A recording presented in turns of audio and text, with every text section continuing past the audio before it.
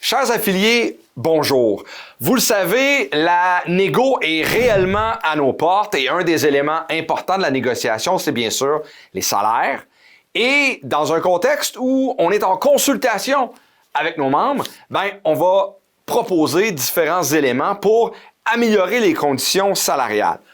Dans un contexte, bien sûr, qu'on dit post-pandémique, bien qu'il y ait encore des éléments de la pandémie qu'on garde à l'œil, mais dans un contexte de pénurie de main-d'œuvre et bien sûr d'inflation, ça je pense que vous le savez, ça vous touche directement. Alors, qu'est-ce qu'on a fait dans les derniers mois? On a travaillé sur des revendications en instance à la CSQ, mais bien sûr en front commun avec la FTQ et la CSN. Alors aujourd'hui, ce dont on veut vous parler, c'est question de vulgariser nos revendications salariales et surtout dire qu'est-ce que ça voudrait signifier, qu'est-ce que ça pourrait signifier que de mettre de l'avant ces revendications-là au niveau salarial. Et pour ce faire, j'ai Pierre-Antoine Harvey, salut Pierre-Antoine, qui est conseiller en matière socio-économique à la CSQ. Et donc, on va essayer de vulgariser en quelques minutes, à l'aide de quelques questions, en gros, quelles sont nos revendications et qu'est-ce que ça voudrait dire sur les conditions salariales et surtout dans vos poches. Alors, première question, Pierre-Antoine, oui. On y va tout de suite. En période d'inflation, ça je pense qu'on le sait, ça coûte plus cher, essence, nourriture, biens essentiels. Donc, comment est-ce que notre demande répond à la réalité de cette hausse de prix et comment nos membres seraient protégés à ce moment-là contre l'inflation aujourd'hui, mais pour les prochaines années? Parfait. Mais quand on regarde le libellé de la revendication proposée, il y a comme deux étages qu'on va retrouver à chacune des années. Là, un étage protection du pouvoir d'achat et un étage enrichissement ou augmentation réelle du salaire. Donc, le premier point de la revendication, c'est d'exiger un mécanisme d'indexation automatique de nos salaires par rapport à l'inflation qu'il y a eu l'année dernière. Parce qu'on ne peut pas prévoir, là, même cette année, là, en février, on parlait d'une augmentation de 4 %. Là, on est rendu à parler de 6,8, 7 %. Donc, comme on ne peut pas la prévoir, au 1er avril 2023, on ajusterait les salaires de l'inflation constatée en 2022, là, quand on va avoir les chiffres précis pour l'année passée. Donc, un élément important quand même. Ça voudrait dire qu'on ne quantifie pas exactement le chiffre, mais on vient protéger les membres contre l'inflation. C'est ça. Donc, à chaque année, il y aurait l'application du mécanisme de protection de l'inflation pour corriger celle qu'on a vécue. Et à ça s'ajouterait une augmentation supplémentaire, donc une vraie augmentation ou un enrichissement, qui est la première année minimum 2 %, 3 % et 4 % pour la troisième année. Donc, inflation plus. Inflation plus à chaque fois. Sans dire que c'est révolutionnaire, on a déjà parlé dans le passé, puis c'est quelque chose qui est vraiment dans nos instances, quand on a eu les débats, c'est aller chercher vraiment une adhésion très, très grande dans nos instances, parce que ça, c'est quelque chose, comme je le mentionnais, dont on parle depuis longtemps, puis là, on le mettrait de l'avant. Oui, tout à fait. Et c'est quelque chose qu'on avait dans nos conventions dans les années 70 et 80, mais qu'on a perdu parce que l'inflation n'était plus un problème. Mais là, ça redevient une actualité, donc il faut retrouver ces clauses-là. Donc, on a répondu à nos revendications concernant l'inflation. Autre enjeu important pour beaucoup de nos catégories d'emploi, notamment ceux qui sont situés dans le bas de cette fameuse courbe là, dont tu vas nous parler, mais qui touche davantage donc des rangements plus bas. J'aime pas ça dire les bas salariés, mais ceux qui ont un salaire plus bas parce qu'ils ont un rangement plus bas dans cette grande liste-là. Alors, comment est-ce que ça, notre demande, vient protéger ou vient rehausser, vient diminuer cet écart-là entre ceux qui sont dans les plus hauts rangements? Parfait.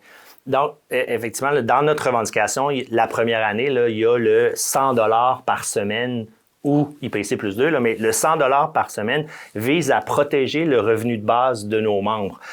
On comprend là, que dans le contexte actuel d'inflation qui touche le logement, l'alimentation, le transport, c'est vraiment nos dépenses de base qui sont affectées par l'inflation. Donc, pour s'assurer que tout le monde arrive à couvrir ces éléments-là, on vient augmenter ce revenu de base-là avec un 100 $ par semaine pour tout le monde ou 2,86 là, quand on regarde le salaire horaire.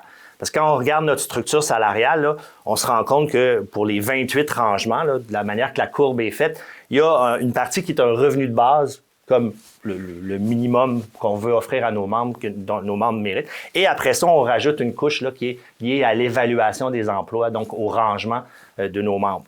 En ajoutant 100 $, on monte le revenu de base de tout le monde, puis on maintient après ça la reconnaissance de l'expertise, reconnaissance de la formation. Ce 100 $-là a un impact là, qui va être plus important pour les bas salaires en termes de pourcentage.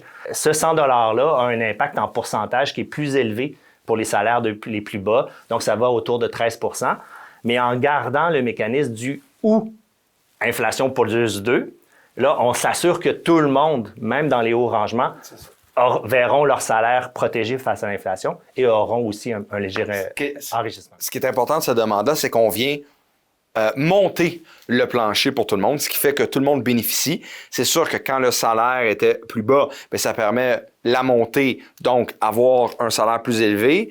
Mais la question qu'il faut se poser, puis je sais que plusieurs vont se la poser, à savoir, moi, si j'ai un salaire plus élevé, est-ce que ça va me nuire, ça? La réponse est clairement non, parce que tu vas bénéficier à ce moment-là d'une hausse aussi grâce à l'ensemble des autres mécanismes. Effectivement. Donc, et même pour cette année-là, le mécanisme prévoit c'est 100 $ ou inflation plus 2 %. Donc, dans le contexte, là, une inflation de 6,4 dans l'exemple qu'on vous présente, on voit que même ceux qui ont les salaires dans les rangements les plus hauts vont avoir une augmentation minimum de 8,4 % pour la première année. Donc, ça touche tout le monde et ça aide tout le monde et ça a une attention particulière aux plus bas salariés. Oui. Troisième élément, on parlait d'inflation, on a parlé des différences entre les salaires. Autre élément, c'est tout le monde, peu importe la catégorie d'emploi, a un rattrapage à faire avec des emplois similaires au fédéral, des emplois similaires dans certaines catégories privées ou municipales. Dans la province, entre les provinces, on a des chiffres autour d'une dizaine de % de rattrapage. Est-ce que notre demande salariale, nos revendications viennent aider dans ce sens-là? Oui, ben c'est ça. Donc, la portion inflation plus 2 %, 3 %, 4 % vise c'est à la fois entamer le rattrapage avec les autres secteurs, participer à l'enrichissement collectif. C'est sûr, on vise un 9 % sur la période, mais il faut prendre conscience que pendant que nous, on avance, les autres aussi vont avancer, puis on ne connaît pas le rythme, mais au moins, ça nous donne une vitesse qui permet qu'on ne prendra pas du retard, puis on espère rattraper un peu plus. Et même si on obtenait tout ça, ben, force est de constater qu'on aura encore un travail à faire dans la prochaine négociation. Mais l'important, c'est d'en parler, l'important, c'est de le revendiquer, l'important, c'est de commencer ou bien continuer, là, peu importe comment est-ce qu'on veut le mettre, mais c'est là, dans notre demande, dans notre revendication. Tout à fait. Excellent. Dernière question, parce qu'une fois qu'on a dit tout ça, inflation, plus bas salariés et rattrapage avec les autres catégories d'emploi, les autres provinces ou même le fédéral, on a-tu de l'argent au Québec pour payer tout ça? On est en campagne électorale, on parle de baisse d'impôts, on parle de fonds de génération, on parle de tout ça présentement. Nos revendications, est-ce qu'ils font du sens? Si on est questionné, si nos collègues, nos membres, les travailleuses et les travailleurs sont questionnés par leur famille dans un souper, la réponse est, est-ce qu'on a de l'argent pour ça? Bien, la réponse, c'est oui. Pour deux raisons. D'une part, là, avant même l'inflation extrême qu'on a connue cette année, les finances publiques du Québec allaient vraiment bien là, au sortir de cette pandémie-là si on se compare aux autres provinces. Donc, il y a déjà de la marge de manœuvre. Mais là, l'inflation a un effet bénéfique pour notre gouvernement. Ça augmente ses revenus parce que lui, il taxe sur les prix, il taxe sur les salaires. Donc, on a vu, là, écoutez, juste entre mars, le budget déposé en mars et le rapport qui a été déposé avant les élections par le ministère des Finances, là, c'est du tout au tout. Là, juste pour cette année, on prévoyait un déficit réel de 3 milliards.